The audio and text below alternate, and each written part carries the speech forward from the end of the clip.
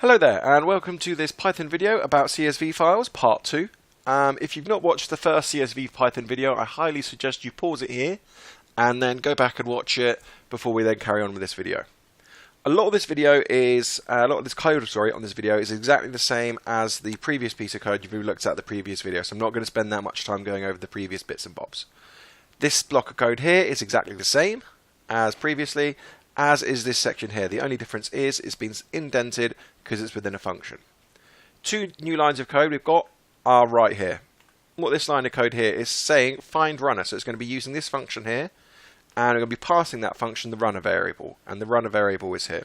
So whatever gets put in this runner from when the user inputs, it's going to get passed to this variable here. So then we can use the runner variable here on this first thing to see and print off the information. So let's give it a run. When we run it, let's just give it a little bit of a quick resize so we can see what's going on. If we enter a name, let's say Dennis, it comes up with an error message. It says FindRunner is not defined. That's because this line of code here happens before we've done anything in the function. So we're going to move it to after the function. So what this means is everything's going to get looked at first before then this gets run. So if we run it now and we pop in Dennis, huzzah, it's working as before. If we run it again and go for good old Stanley, it's working. Happy days. Now, let's just throw a quick spanner in the works. Let's run it one more time, and I'm going to put in Robloxian. What should happen, which hopefully should happen, found is still going to be set to false because it's not in the list, and it should print off there's no runners with that names. Let's see what happens. Press enter.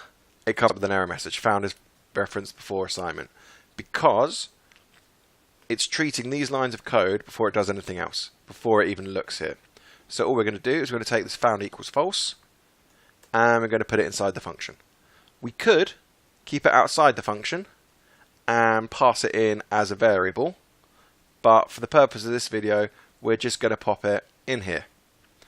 And then we run it, and we put in Robloxian again. It's saying no one is with that name. Although this might be a little bit of a kerfuffle for something really basic and simple like this, this can be a really helpful tool and technique to use when you're doing large programs. If you'll need to be doing the same piece of code repetitively, or if you need to be changing things and adding things using the same sort of structure, using this idea of having your own custom written function, passing the variable into it, can be a game changer, certainly when you come around to coursework. I hope this video has been helpful for you. Feel free to like, comment and subscribe. In the future there will be exciting videos such as writing information to a CSV file. I can feel the excitement already both in my fingers before I code it and also you the viewer at home. I hope you've enjoyed this video. Feel free to like, comment and subscribe, and I'll see you in a future video. Goodbye.